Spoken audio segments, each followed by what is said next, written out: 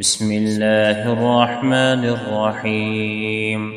رفيع الدرجات ذو العرش يلقي الروح من أمره على من يشاء من عباده لينذر يوم التلاق يوم هم بارزون لا يخفى على الله منهم شيء.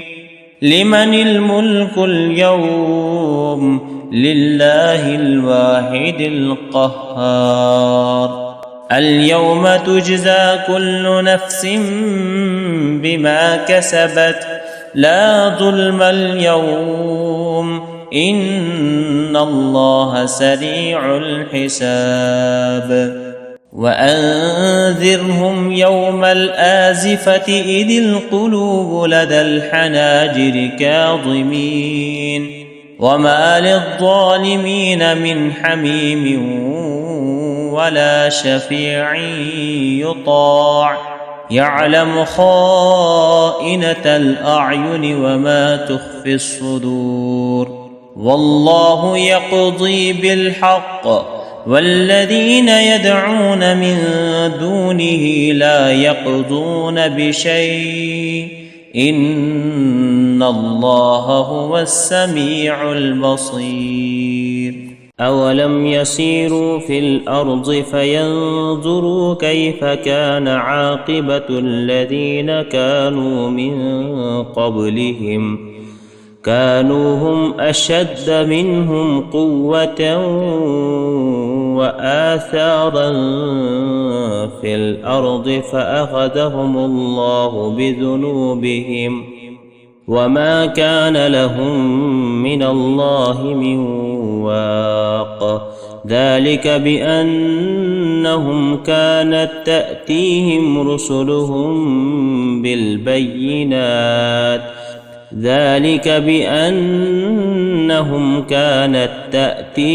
رسلهم بالبينات فكفروا فأخذهم الله إنه قوي شديد العقاب. ولقد أرسلنا موسى بآياتنا وسلطان مبين إلى فرعون وهامان وقارون فقالوا ساحر كذاب. فلما جاءهم بالحق من عندنا قالوا اقتلوا أبناء الذين آمنوا معه واستحيوا نساءهم وما كيد الكافرين إلا في ضلال. وقال فرعون ذروني أقتل موسى وليدع ربه إني أخاف أن يبدل دينكم أو أن يظهر في الأرض الفساد. وقال موسى إني عذت بربي وربكم من كل متكبر لا يؤمن بيوم الحساب. وقال رجل مؤمن من آل فرعون يكتم إيمانه أتقتلون رجلا أن يقول ربي الله وقد جاءكم بالبينات من ربكم وإن يك كاذبا فعليه كذبه وإن يك صادقا يصبكم بعض الذي يعدكم إن الله لا يهدي من هو مسرف كذاب. يا قوم لكم الملك اليوم ظاهرين في الأرض فمن ينصرنا من بأس الله إن جاءنا. قال فرعون ما أريكم إلا ما أرى وما أهديكم وما أهديكم إلا سبيل الرشاد. وقال الذي آمن يا قوم إني أخاف عليكم مثل يوم الأحزاب مثل دأب قوم نوح وعاد وثمود والذين من بعدهم وما الله يريد ظلما للعباد. ويا قوم إني أخاف عليكم يوم التناد يوم تولون مدبرين ما لكم من الله من عاصم ومن يضلل الله فما له من هاد. ولقد جاءكم يوسف من قبل بالبينات فما زلتم في شك مما جاءكم به حتى إذا هلك قلتم لن يبعث الله من بعده رسولا كذلك يضل الله من هو مسرف مرتاب.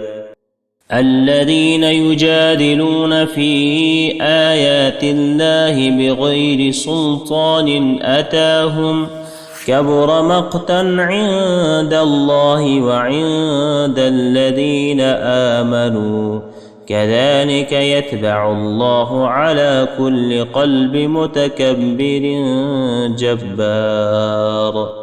وقال فرعون يا هامان ابن لي صرحا لعلي أبلغ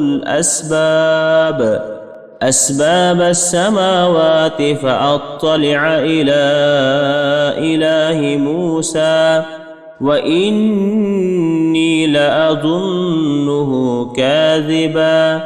وكذلك زين لفرعون سوء عمله وصد عن السبيل وما كيد فرعون إلا في تباب.